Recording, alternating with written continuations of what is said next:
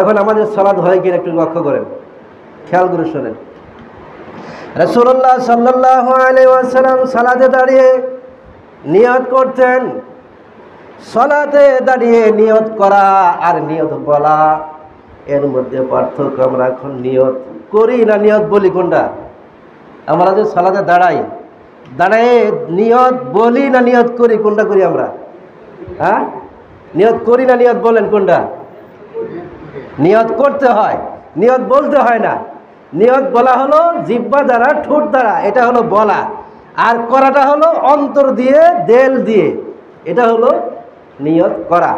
তাহলে নিয়ত করতে হবে, সংকল্প করতে হবে, এরাদা করতে হবে। এখন কোনো ব্যক্তি যদি সালাতে নিয়ত বলে তাহলে তার সালাত হলো না, তার সালাত বাতিল হয়ে যাবে। এই জন্য সালাতের নিয়ত করতে হয়। কি দিয়ে করবেন? আর নিয়ত করবেন কি দিয়ে? অন্তর দিয়ে, দেল দিয়ে নিয়ত করতে হবে। যখন আমি জুমার 2 রাকাত ফরজ সালাতের নিয়ত করিলাম, কিবলামুখী হয়ে আল্লাহু আকবার, এটা বলতে হবে অন্তর দিয়ে, মুখ দিয়ে বলা যাবে না। এটা নিয়তটা আমরা করলাম। এখন আমরা অনেকে আবার আছি যে সালাতে দাঁড়িয়ে শব্দ করে আওয়াজ আমরা করি। সালাতে দাঁড়িয়ে কোনো আওয়াজ করা যাবে না, সালাতে দাঁড়িয়ে কোনো শব্দ বলা যাবে না, সালাতে দাঁড়িয়ে কোনো কথা বলা যাবে না। একদম নীরব থেকে সালাতের আমরা কি করব? নিয়ত করব। তাহলে ওযুর শুরুতে কি বলতে হয়? বলেন ওযুতে কি করতে হয়? ওযুর শুরুতে বিসমিল্লাহ বলতে হয়। এখন কোনো ব্যক্তি যদি বলে যে বিসমিল্লাহ বললাম, তাহলে আর একটু যোগ করে বলে কি? রহমানির রহিম, বিসমিল্লাহির রহমানির রহিম, তাহলে সম্পূর্ণটাই বলে ফেলি। রাসূলুল্লাহ সাল্লাল্লাহু আলাইহি সাল্লাম বলেছেন যে ওযুর শুরুতে শুধু বিসমিল্লাহ বলবে, বাড়তি যোগ করার কোনো হাদিস নেই। সুতরাং ওযুর শুরুতে আমরা কি বলবো? বিসমিল্লাহ বলবো, করব না। কি বলবো? ওযুর শুরুতে আমরা বিসমিল্লাহ বলবো। তাহলে বলতে হলে জিহ্বা নড়বে, ঠোঁট নড়বে, একটু আওয়াজ করে বলবেন বিসমিল্লাহ বলে ওযু আরম্ভ করবে। রাসূলুল্লাহ সাল্লাল্লাহু আলাইহি ওয়াসাল্লাম বলেন, যে ব্যক্তি ওযুর শুরুতে বিসমিল্লাহ বলে নাই, যে ব্যক্তি ওযুর শুরুতে বিসমিল্লাহ বলে নাই, তার ওযু হয় নাই। যদি ওই ব্যক্তির ওযু না হয় তাহলে তার নামাজ হবে না, সালাত হয় নাই। তাহলে শুরুতে আমরা কি করছি? ভুল। এজন্য ওযু করার পূর্বে মনে মনে নিয়ত করার পর বিসমিল্লাহ বলে ওযু আরম্ভ করবেন। আর যদি বলেন যে বিসমিল্লাহির রহমানির রহিম, সমস্তটাই বলি, কি বলেন? সমস্তটাই বলেন? হ্যাঁ, সম্পূর্ণ কেউ বলে, সম্পূর্ণ যদি কেউ ব্যক্তি বলে তাহলে ওযু হবে না। শুধু বলতে হবে কি? বিসমিল্লাহ। আর নামাজে দাঁড়িয়েও বিসমিল্লাহ বলা যাবে না। নামাজে দাঁড়িয়ে বিসমিল্লাহ বলা যাবে না, কোনো শব্দই করা যাবে না। শুধু দাঁড়িয়ে অন্তর দিয়ে নিয়ত করবেন যে আমি এখন সালাত আদায় করছি।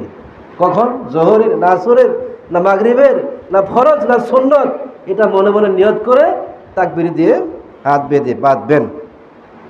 তাহলে রাসূলুল্লাহ সাল্লাল্লাহু আলাইহি সাল্লাম তাকবীরে তাহরিমা দেওয়ার পর হাত বাঁধতেন, এরপরে সানা পড়তেন, তারপরে আউযু বিল্লাহ, বিসমিল্লাহ, আউযু বিল্লাহি মিনাশ শাইতানির রাজিম, বিসমিল্লাহির রহমানির রহিম বলে তারপরে সূরা ফাতিহা পড়তেন।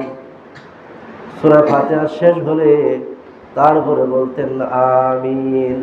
রাসূলুল্লাহ সাল্লাল্লাহু আলাইহি ওয়াসাল্লাম বলেন, ইমামের আমিন, মুক্তাদির আমিন, ফেরেশতাদের আমিনের সাথে যদি ব্যক্তি 3 জনের মিল হইয়া যায় আমিন, তাহলে আল্লাহ তাআলা ওই ব্যক্তির অতীতের সমস্ত গুনাহগুলো আল্লাহ ক্ষমা করে দেন। তাহলে আমিন বলতে হবে। ইমাম আমিন বলবে, মুক্তাদি আমিন বলবে, ফেরেশতারা আমিন বলে।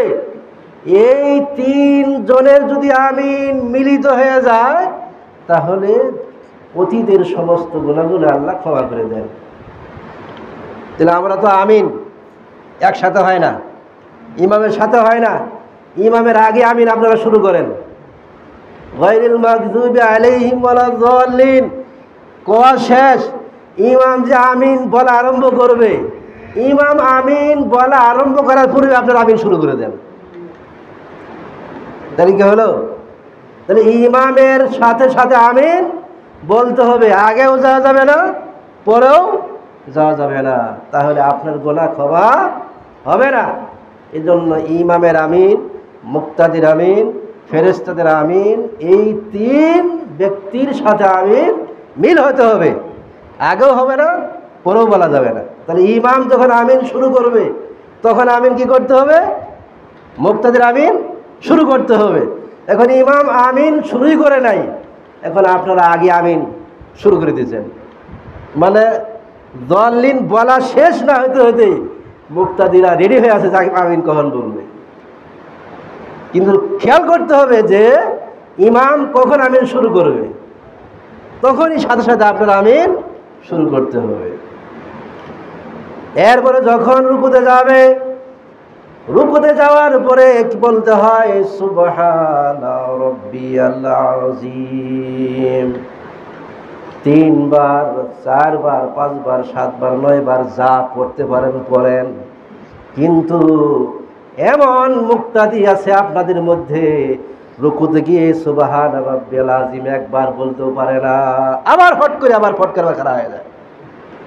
কি বলে? সুবহানা রাব্বিয়াল আযীম বলবে যে একবার, এই একবারও হয় না। তাহলে আপনি নামাজ কিভাবে বললেন? রাসূলুল্লাহ সাল্লাল্লাহু আলাইহি ওয়াসাল্লাম রুকুতে গিয়ে দেরি করতেন, সুবহানা রাব্বিয়াল আযীম, সুবহানা রাব্বিয়াল আযীম, সুবহানা রাব্বিয়াল আযীম, ধীর গতিতে পড়তে হবে।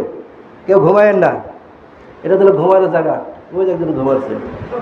হাঁটু উপরে উঠে কেউ বসেন না মসজিদের ভিতরে, ওই জায়গার ভিতরে শয়তান বসে যায়।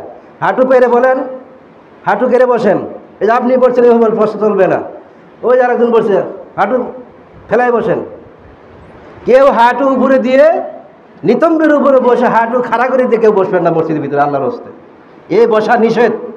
রাসূলুল্লাহ সাল্লাল্লাহু আলাইহি ওয়াসাল্লাম মধ্যে এই বৈঠকটা কুকুরের বৈঠক, আর এই বৈঠকের ভিতরে শয়তান যায় সেখানে বসে আপনাকে ওয়াসওয়াসা দিতে থাকে, আর এই সময় ঘুম বেশি ধরে।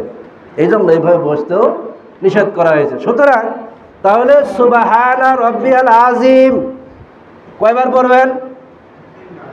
3-এর অধিক, আপনি যা খুশি পড়েন, কিন্তু একবার যে পড়বেন এই একবারও তো বলা হয় না। কিভাবে পড়েন? আমার একবার সুবহানা রাব্বিয়াল আযীম না পড়তে পড়তে রুকুতে খাড়া হওয়া শেষ, সেজদা যাওয়া শেষ, সেজদা থেকে আবার উঠে বসাও শেষ। এর নাম কি নামাজ? রাসূলুল্লাহ সাল্লাল্লাহু আলাইহি ওয়াসাল্লাম বলেন, সাহাবাদেরকে বললেন, ও সাহাবারা তোমরা কি জানো নামাজ সুর তোমরা কি চিনতে পারছো? নামাজ সুর হলো বড় সুর, নামাজ সুর হলো সবচাইতে বদ সুর, নামাজ সুর হলো সবচাইতে খারাপ সুর, নামাজ সুর হলো সবচাইতে নিকৃষ্ট সুর। আমরা ছাগল চুরি করলে আমরা ছাগল চুরি বলি, টাকা চুরি করলে আমরা টাকা চুরিওয়ালা বলি, কিন্তু রাসূলুল্লাহ সাল্লাল্লাহু আলাইহি ওয়াসাল্লাম বলেন, ও সাহাবারা তোমরা কি দেখেছো যে সালাত চুরি করে? সাহাবারা বললেন, ইয়া রাসূলুল্লাহ সাল্লাল্লাহু আলাইহি ওয়াসাল্লাম সালাতের মধ্যে আবার কিভাবে চুরি করে? এটা তো বুঝলাম না, সালাতের মধ্যে আবার কিভাবে চুরি করে? রাসূলুল্লাহ সাল্লাল্লাহু আলাইহি ওয়াসাল্লাম বলেন, তোমরা দেখবা যে ব্যক্তি সালাতে গিয়ে সুবহানা রাব্বিয়াল আযীম একবার না বলতে বলতেই হঠাৎ করে খাড়া হয়ে গেছে, খাড়া হওয়ার পরে সামিআল্লাহু লিমান হামিদা বলার পরে কি বলতে হয় বলেন তো দেখি, বলেন সবাই বলেন, কত সময় লাগে? কোথায় সময় লাগলো? এখন এই সময়টুকু না হইতে হইতেই আবার হঠাৎ করে আবার সেজদা চলে গেছে। তাহলে রব্বানা লাকাল হামদান কাসিরান তাইয়িবান মুবারাকান ফি কখন বললেন? রাসূলুল্লাহ সাল্লাল্লাহু আলাইহি ওয়াসাল্লাম বলেন, যে ব্যক্তি রুকু থেকে দাঁড়িয়ে রব্বানা লাকাল হাম হামদান কাসীরান তাইয়িবান মুবারাকান ফীহি, বলা শেষ করার উপরে আবার সেজদা যাইতে হবে, কিন্তু রব্বানা ওয়ালাকাল হামদান কাসীরান তাইয়িবান মুবারাকান ফীহি। এই সময়টুকু অনেকেই পড়ে কিনা জানি না, পড়েন কিনা জানি না, খান রুকু থেকে দাঁড়িয়ে সেরে আবার হঠাৎ করে আবার সেজদায় চলে গেলেন।